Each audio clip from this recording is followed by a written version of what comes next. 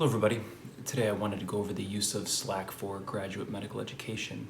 Slack is an online collaborative workspace that was originally created for businesses, but since then has been gaining a lot of popularity among residencies.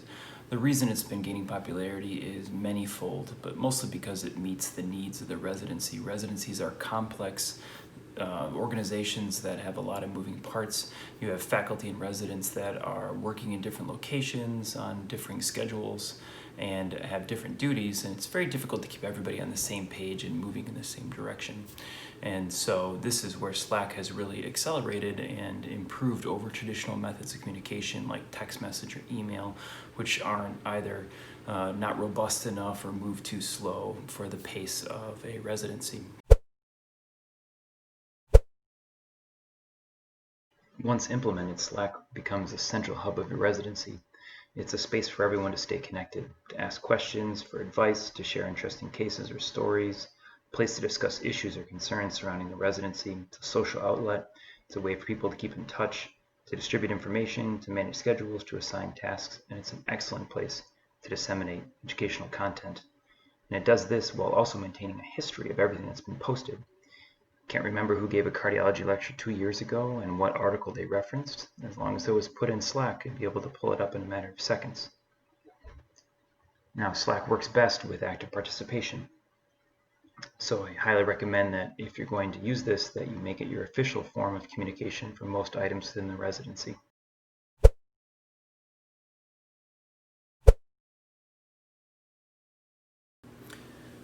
Once you sign up for Slack and validate your email, you'll go through a couple of guided steps where you'll be asked to name your company. I suggest you just put the name of your residency and then pick some things that you'll be doing with Slack. It doesn't really matter what you use. Then you come to your invite page. Don't worry too much about that right now. You can always change that later.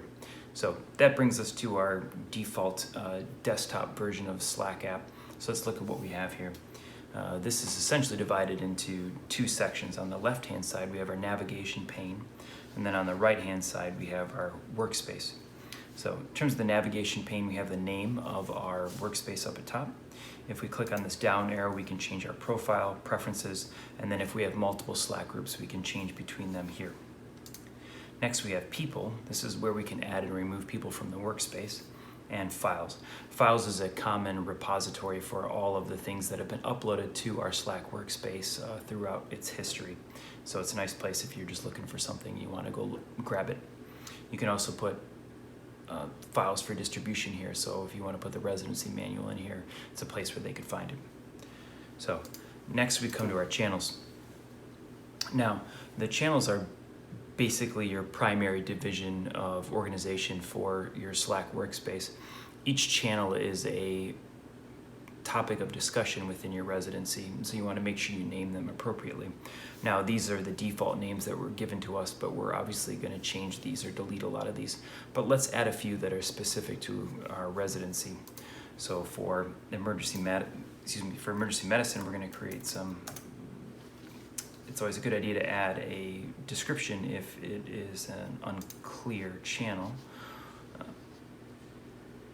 And in terms of the membership, it's always going to invite all of the members. If you had a channel that was specific to a subgroup of your residents, then you could just invite those few. Let's say, for example, you had a Sono Wars coming up and you just wanted to invite a few of the members, then you could include those here. Otherwise, it's going to default to all the members. Let's add one more. Now, in terms of the channel names, it's going to want to make everything lowercase and everything one word. So if you want to do a multi-word channel name, you have to either separate the words with a dash or with an underscore.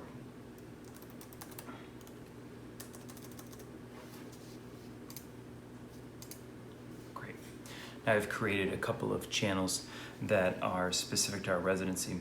Now, project is pretty general, so let's change the name of this one. So if we right-click on project, we have a few more options that pop up. So these are your channel options. You can mute the channel. That means that as an individual user, you won't be getting any notifications about any updates that are coming on that channel. You can leave the channel, which means you won't be part of the channel anymore and won't be receiving any emails, updates, and you'll have to rejoin the channel if you want to be able to post to it. and then you have some additional options. Now under additional options, this is where we're going to make our change. We're going to be able to rename the channel to, let's rename it to Research Project.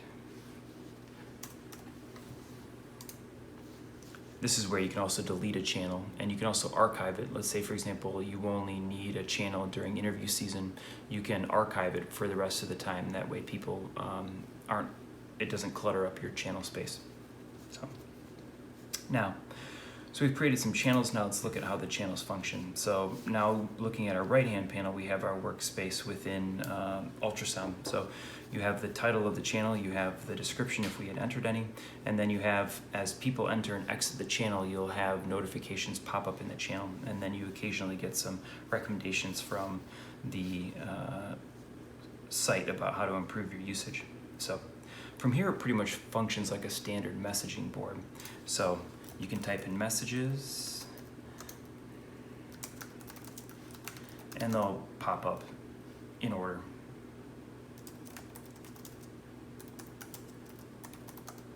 Now, so what you can see here is that I've created a few different messages, and two of them relate to one another, but they're all just kind of put in order and don't have a whole lot of organization. One of the great things about Slack is you have the ability to create threads. So rather than just posting everything to a channel and having the users sift through the information, you can have subtopics under a thread. And so instead of posting this one here, instead, I could highlight this I love ultrasound, come over to the right, and I have a sidebar pop up, which gives me options for the thread. I can put in a reaction, which is essentially an emoji. I can start a thread, which we'll come back to, or if I wanted to edit the message or delete the message, I could do that through the sidebar as well. Coming back to my sidebar, I'm going to start a thread.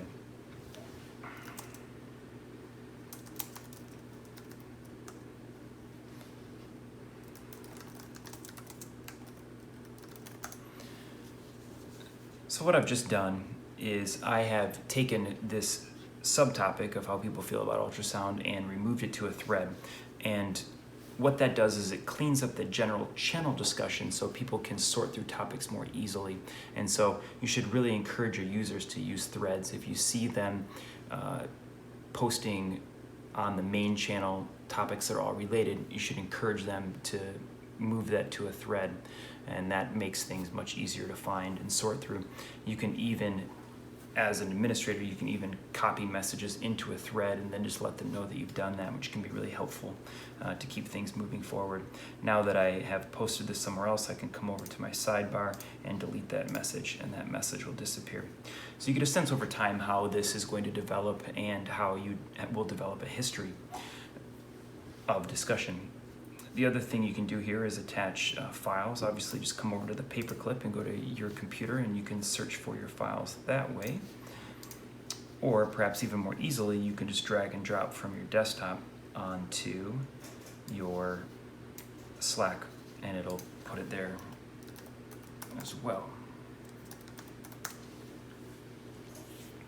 You can also post links, and if you post links, oftentimes it'll give you a preview of what the link is so that you have a sense of what's there. Now, if I were to relate this to a case, all of a sudden I've uploaded 2 video clips and an instructional video, so I've created a teaching Pearl in just a matter of a few seconds. So you can see how easy this website is to use and how quickly you can put like information together. So the other thing that is great about this is that it's archiving this for you. So even 2 years later, if I want to pull up this teaching point, all I have to do is just go to the search function up top, and I can search for my files. And you see right here that on June 7th at 5:42 a.m., I posted 2 files about foreign bodies, and also the link that pulled up. So the search function is really helpful when you're going back and looking for those teaching points that you made in the past, or looking up for discussions about things that have happened in the past. So very powerful function. The other thing you can do in the workspace is you can tag people. If you want to draw somebody's attention to it, you can tag people by using the @ function. When you use the @ function, it'll pull up everybody's name who's on the workspace in general, and also it'll show you who's active if you want to try to get somebody's attention, if you're looking to see who's available at that moment. So by using the @ you can tag people, and that way they will get notifications, and they can also search for things they've been tagged in. So this works well and is another powerful function within Slack. Slack also has a direct messaging function.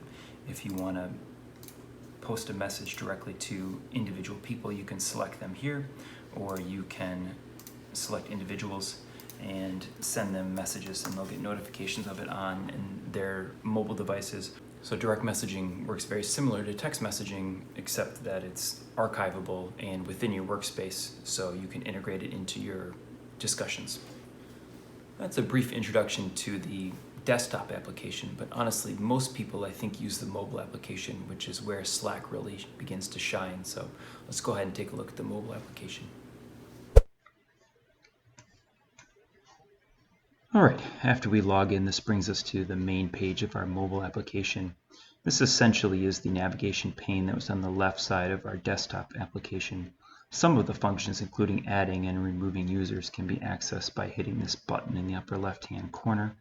But for the most part, we're going to be working from this screen most of the time. At the very top of the screen, we see the threads icon. This will tell us about any activity in any threads that we've posted in previously.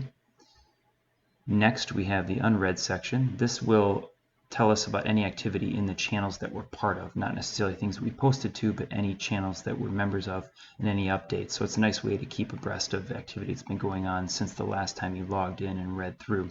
That's very helpful. And then we also have the individual channels listed here.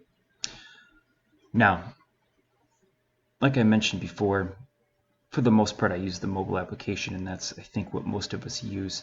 The power of the mobile application is how quickly you can access information about the residency, communicate to members of the residency, and also how easy it is to post information, including teaching points, to the residency at large. So let's say, for example, I was looking at an interesting EKG and I wanted to share it with the residency in general. I could go ahead and simply take a picture of that EKG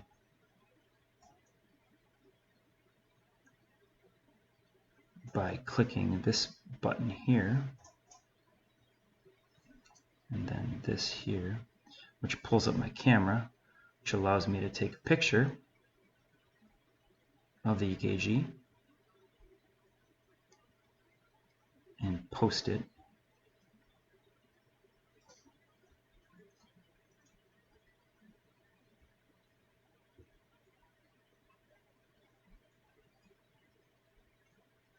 Simply by clicking this arrow key here. Now, this has been distributed to everybody who's a member of the group. I can add additional teaching points if I want to, links to interesting articles, links to resources online with further information, and I can do that all within just a few seconds from the mobile application, and it's stored for years to come. So if at any point I ever want to go back and refer to it, I can just go into a search function, and again I can look for those interesting, if it wouldn't autocorrect me to ELF, I can look for that interesting EKG that I'd previously entered. And so it's an excellent way to distribute educational content to your residency. So otherwise, I think things are pretty self-explanatory and similar to the desktop application. Thank you very much for your attention during this brief overview of the mobile and desktop applications for Slack. If you're looking for a single program to handle your residency communication and discussions, I think Slack may work for you, so look it up and give it a shot. Thank you.